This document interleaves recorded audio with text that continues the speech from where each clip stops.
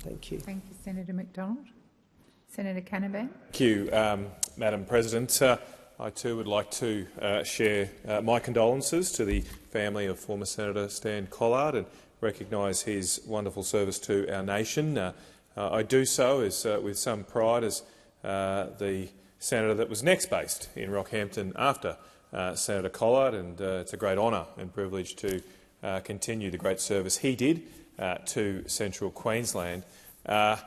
Stan is always, when you read about Stan's biography and his life story, it's inherently interesting because he's something of a Renaissance man. He was a railway worker, driving trains, but he had the most suave fashion sense around. He was a man committed to conservative principles and supporting the Nationals Party, but he was also a secretary of trade unions and indeed involved in organising strikes. He was a man of great Christian faith, but also somebody who was welcoming of all. And his lesson, his life, is just something for all of us, I think, to learn from, because the most interesting people are always people who surprise you.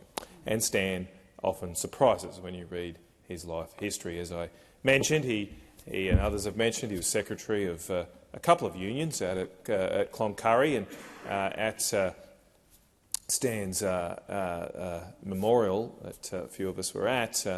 It was hilarious to hear that how Stan had been the campaign manager for Bob Catter Senior, I think at 3 elections, and in that time he also found time to moonlight as a secretary of a union, organise a strike from the Nationals Party campaign office, and perhaps that was the first time that has ever been done, to organise a strike out of a Nationals Party office.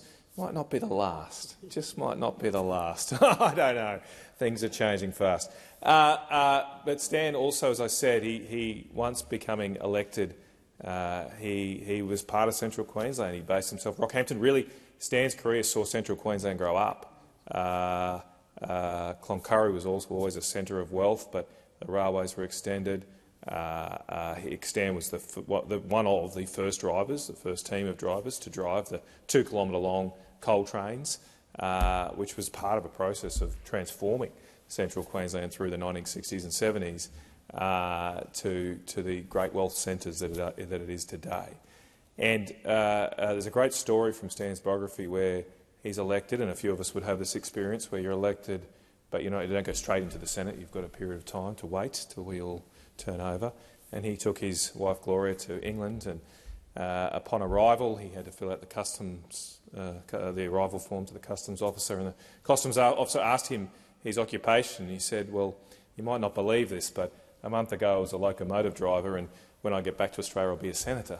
And what a great Australian story that somebody driving trains could be elected to this nation's parliament and represented it so well.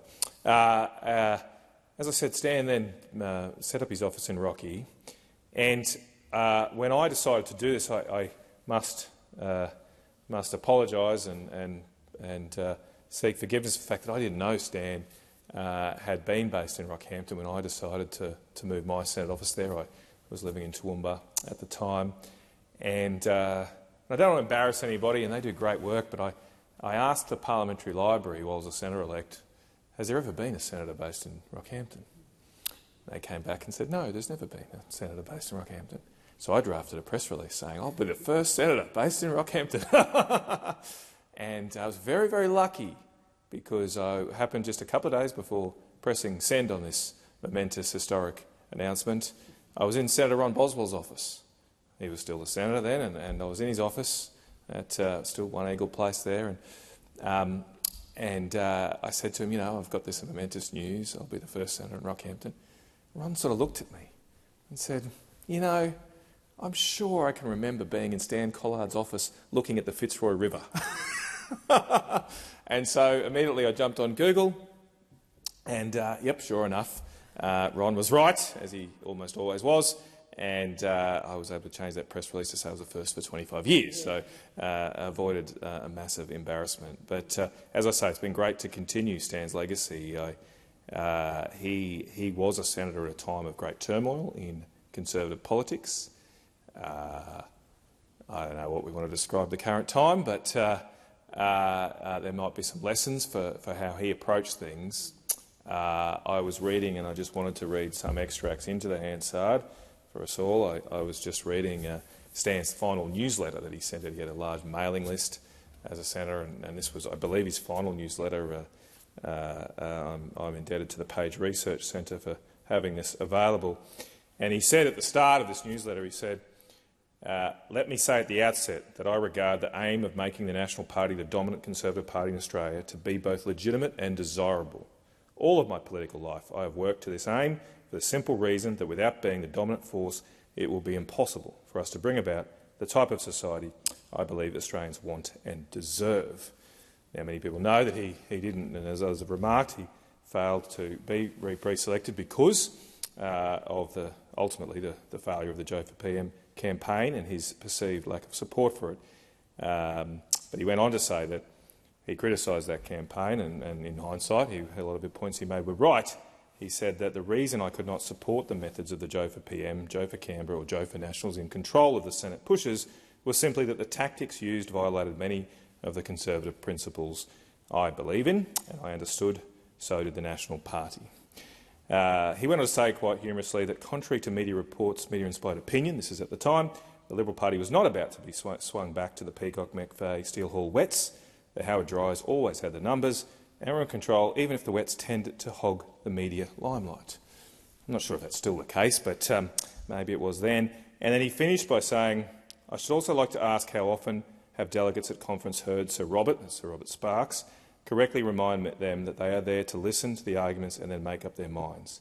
They are to exercise their judgment and not vote under direction from branches, zones or divisions. Similarly, parliaments are deliberative assemblies, where representatives elected by the voters are expected to exercise their judgment. I think they're all very wise sentiments from former Senator Stan Collard. As I say, it's been a great privilege to bask somewhat in his reflected glow and continue the great work he did in central Queensland to develop our area.